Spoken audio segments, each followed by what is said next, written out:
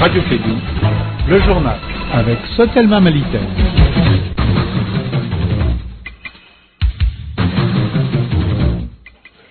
Il est 16h en temps universel et c'est l'heure de la dernière édition de Clédou Info en français bien sûr. Au sommaire de cette édition, les vignettes 2014 sont disponibles. Les opérations de vente ont démarré depuis le 10 février dernier et elles prendront fin ce mois-ci. Plus de 300 jeunes seront bientôt formés sur la réconciliation, la paix et le développement. C'est un projet initié par la Coalition nationale des jeunes volontaires pour le développement Congédev en partenariat avec l'UNESCO. Les détails de ces titres dans un instant avec Safia Toudombia.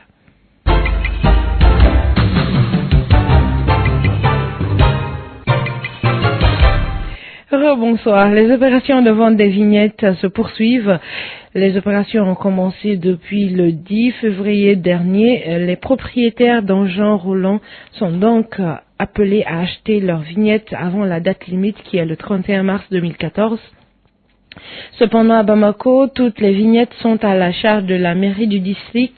Actuellement, les dispositions sont en train d'être prises pour que les mairies des communes puissent confectionner des vignettes. Aguissa Zouladeni Maïga est receveur percepteur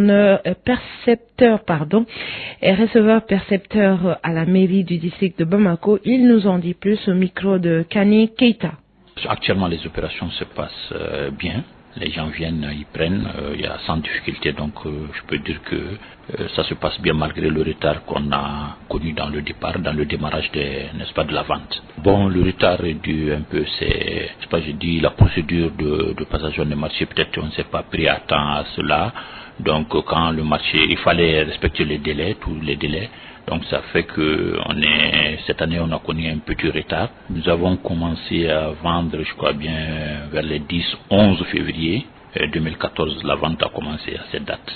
Mais je sais qu'il y a beaucoup qui sont venus. C'est une très grande affluence que nous avons depuis qu'on a commencé. Bon, du fait que nous avons commencé en retard, j'ai bien dit le 10 février, alors que d'habitude c'est à partir du 2 janvier. Il y a une affluence, les gens qui auraient dû prendre en janvier, qui n'ont pas pris, et ceux de février. Donc vous voyez, l'affluence, elle est très grande. Elle est très grande, on n'est pas débordé, mais il y a une très grande affluence. Le monde, les gens viennent. Acheter une vignette est avant tout un devoir civique pour les citoyens et elle assure également la sécurité et la protection des propriétaires d'engins à deux roues. À la mairie du district de Bamako, l'affluence est très forte pour obtenir ce bout de papier. Écoutons quelques propriétaires d'engins venus pour se procurer ce document précieux. Ils sont au micro de Kani Keita. J'ai pris ma vignette et je l'ai même déjà en main, donc sans aucune difficulté. Bon, pour moi, l'importance de la vignette, c'est la carte d'identité de notre moto. Sans la vignette, donc la moto ne sert à rien. En cas de perte, elle sera très très difficile à retrouver. Bon, l'importance de la vignette, c'est pour identifier les agents et les propriétaires. Et en cas de perte aussi, alors, bon, on peut faire une déclaration à la police avec ça. Ane nana ta parce que sariya la n'a fɔra ko mɔgɔ kan ka fɛn min ta fanga de la fɔ wajibi da an b'a ta quoi parce que a kun ye i ka bolimafɛn ni e kariyara ka 40,000 don fɛn na 100,000 don fɛn na 1,200 nɔfɛ e ka bali ka n'o ta yɔrɔ kun nafa t'o la. Bah, je suis là pour prendre viande pour ma sécurité de ma mobilette. Depuis 2004 moi je prends ça. Depuis 2004 ça fait 10 ans bientôt.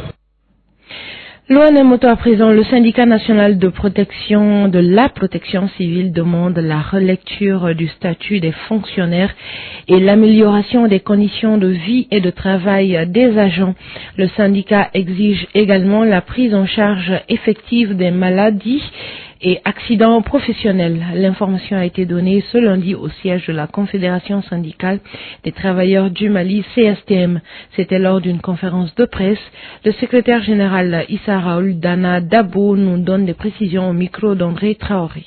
Le cadre de revendication se présente comme suit. Le premier point, nous demandons la relecture du statut des fonctionnaires de la protection civile et la révision des décrets d'application. Le deuxième point, c'est l'adoption d'un règlement intérieur pour la protection civile. Le troisième point, c'est l'adoption des plans d'urgence, des plans Orsec, plans rouges, sur le plan politique et juridique, tenez-vous bien, de même que leur mise en application opérationnelle. Cela sous-entend que juridiquement, le service n'a pas de plan d'intervention.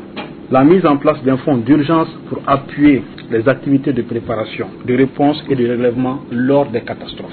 L'adoption d'un plan de carrière pour les fonctionnaires de la protection civile. La création sur le plan juridique et l'équipement des infirmeries. La gestion transparente des dotations en médicaments. Le 15e point, c'est le renouvellement du parc auto et des moyens d'intervention. Le 17e point, c'est la visibilité sur la politique de dotation en uniforme des fonctionnaires de la protection civile. Le 18e, l'élaboration des textes et la prise en charge effective des maladies et accidents professionnels. Il y en a assez. La révalorisation des primes et indemnités des fonctionnaires de la protection civile.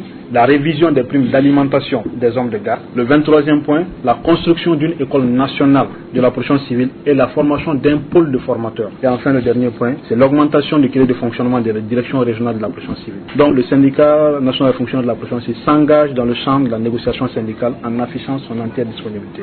Et toutefois, si cela s'avère nécessaire, le syndicat, de concert avec sa centrale syndicale, mettra en œuvre les moyens d'action mentionnés à l'article 8 de son statut.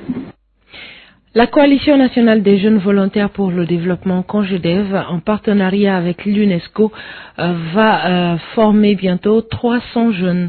Cette activité est un projet d'appui à la jeunesse du Mali en vue de la réconciliation, la paix et le développement. Le projet va se faire à travers les nouvelles technologies de l'information et de la communication dans une situation post-conflit.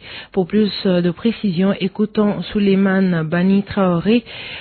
Il est président de CONGEDEV, il est au micro de Kani Keita.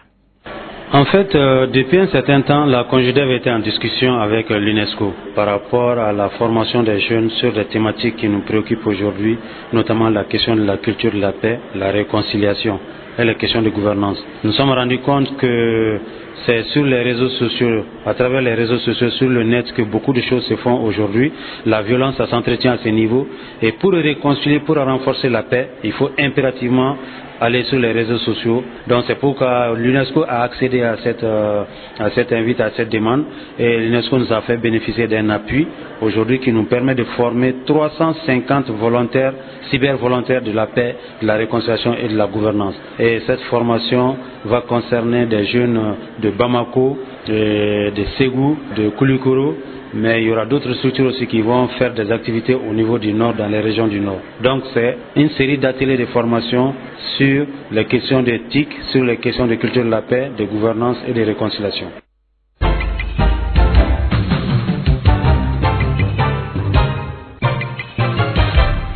Dans le domaine judiciaire, le syndicat des magistrats, greffiers, secrétaires de greffe et de parquet montrent leurs différends avec le ministre de la Justice, garde des Sceaux.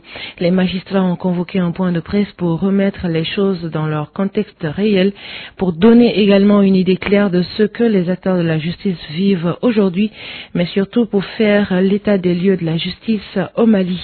Les acteurs de la justice malienne ont dénoncé l'immixtion, c'est-à-dire le fait de s'immiscer dans leurs affaires, et ils ont accusé Mohamed Ali Bathily, le ministre de la Justice et garde des Sceaux. Plus de détails avec Kassim Traoré. Les magistrats, greffiers, secrétaires de greffe et de parquet et autres acteurs de la justice montent au créneau contre l'actuel ministre de la Justice, Issa Traoré, du syndicat autonome de la magistrature. De vous éclairer, de vous entretenir par rapport au traitement injuste et injurié, dégradant présentement réservé aux acteurs de la justice. De parler des immixtions intempestives et répétées du garde des Sceaux dans les affaires judiciaires. Pendant cette conférence de presse, le président du syndicat libre de la magistrature a demandé aux autorités de ne pas changer les textes de la justice malienne sans un débat préalable. Adama Yoro Sidibé. C'est le principe d'inamovibilité des magistrats, c'est le principe d'indépendance de la magistrature témoin. Et nous disons que l'on doit se garder d'envisager, de procéder par voie d'ordonnance. Pour les greffiers, il n'est pas question cette année qu'ils abandonnent leur cahier de doléances. Adia Diomassi, secrétaire général du syndicat des greffiers. Parce que nous participons à la judicature à côté des magistrats. Si les magistrats bénéficient de l'indemnité de judicature, naturellement les greffiers doivent bénéficier de l'indemnité de participation à la judicature. Après cette conférence de presse, les trois syndicats ne veulent plus baisser la main. Nous parlons politique à présent. La sous-section de l'ADEMA PSG de la commune rurale de Pelingana a tenu sa conférence. C'était ce dimanche 2 mars 2014 dans la région de Ségou. La tension était vive entre les abeilles. Des insultes et des menaces de mort ont été lancées, ce qui a provoqué des bagarres. C'est un reportage signé Douba Dambélé. Mais attention, certains propos peuvent choquer. Des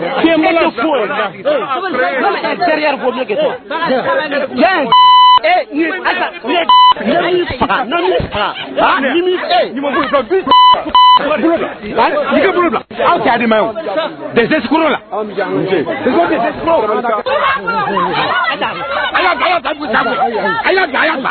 Excusez de ces termes de honte et de déshonneur qui n'élèvent personne, mais comprenez que c'est dans cette atmosphère d'insultes et de menaces de mort que s'est tenue la conférence de la sous-section Adema de la commune de Pelengana. Des insultes et des menaces de mort prononcées par Djotigi Doumbia, enseignant de son état et sa bande. Pire que tout, Badjara, l'un de ses membres muni d'armes blanches, provoque la terreur. Mais après le retrait des lieux et après que tout est rentré dans l'ordre, la commission d'investiture va mettre en place le nouveau bureau de la sous-section Adema de la commune rurale de Pelengana. C'est ainsi qu'un bureau de 33 membres, dont 2 femmes, dirigé par Issa Sidibé, a été élu pour un nouveau mandat. Cette situation de honte dans laquelle se sont déroulés les travaux démontre le comportement des abeilles à Ségou, surtout que, selon les informations, la bande de Djotigi Doumbia sera soutenue par le secrétaire général de la section Adema de Ségou, Yakuba Tamboura.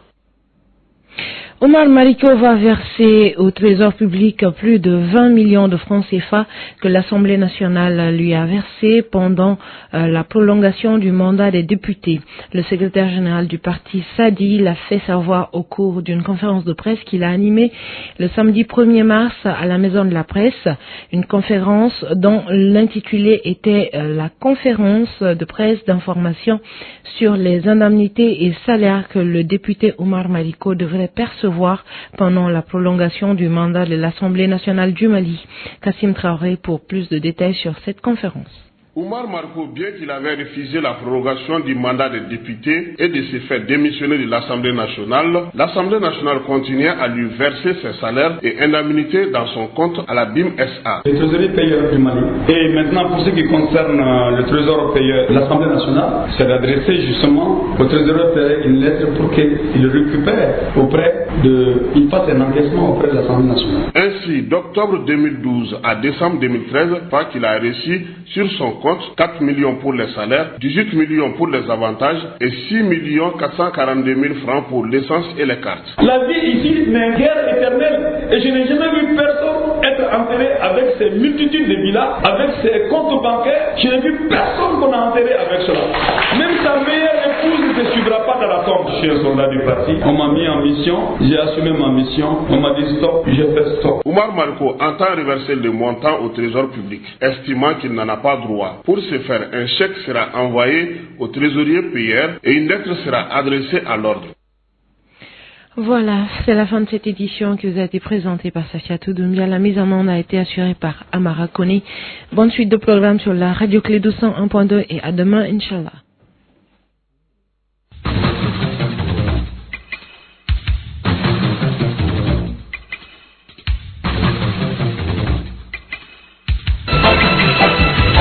Radio Clédou, le journal avec Sotelma Malitaire.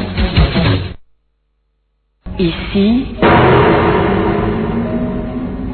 Radio Clédou.